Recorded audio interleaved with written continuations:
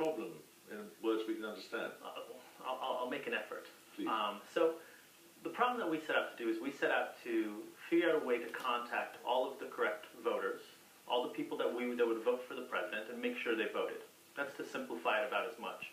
To expand a little bit, how do we take all of this data that people are giving us, through our email list, through our fundraising, and make sure that we are reaching out in the correct way.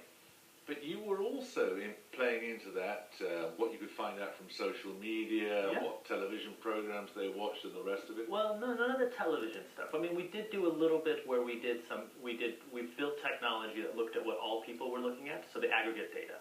But it wasn't so specific. We didn't know what you, Jeremy, were looking at. The point being that you could then precisely target messages to people. That was the idea. I mean, and it obviously worked. It worked. I mean, there's the president. Yeah.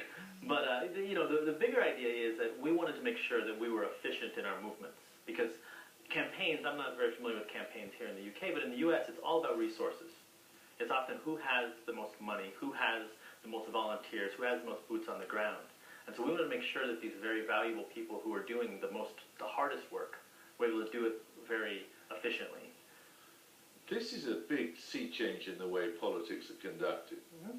I think that it's not so much a change as much as it's what we like to call it a force multiplier. What do you mean? Well, politics hasn't really changed. It's a lot about knocking on doors. It's a lot of sending mail, and it's a lot of making telephone calls. And for the most part, those are the same type of organizing techniques that have been used for years and years and years in the U.S. And so what we did is we wanted to make all of those things twice, 3 times, 4 times as efficient. The idea being that if we have a volunteer that's out there knocking on doors, that volunteer can work just as much time but do twice as much work, or make sure that their contacts and the people that they're talking to are the right people. Did you find anything at all creepy or sinister about the fact that you were learning so much about people? Well, the good thing was all of the data, predominantly all of the data, was really given to us by the same people that we were looking at. So the volunteers, knocking on a door, having that conversation, then using that conversation to make sure that we weren't wasting either people's time. But I don't think it was creepy. I think it was just helping us do our job and making sure that we were, re-electing the president. But there's a kind of thin line between targeting the message very precisely and changing the message, formulating policy. There's a little bit of a nuance here that I'd like to insert, which is the goal here was to listen. The goal here was to use that targeting, reach out there, and make sure that we could have that conversation with the person.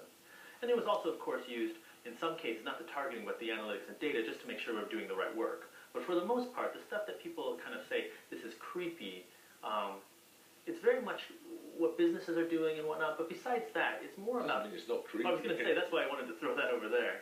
But besides that, it's more so that the idea was, how do we get the conversation closer to the user, or closer to the voter, or closer to that constituent?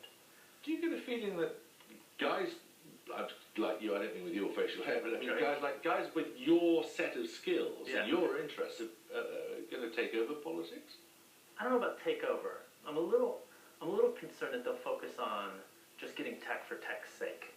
But I do think that there's not a business out there, politics, marketing, commerce, whatever, that doesn't require, in this day and age, a lot of technology.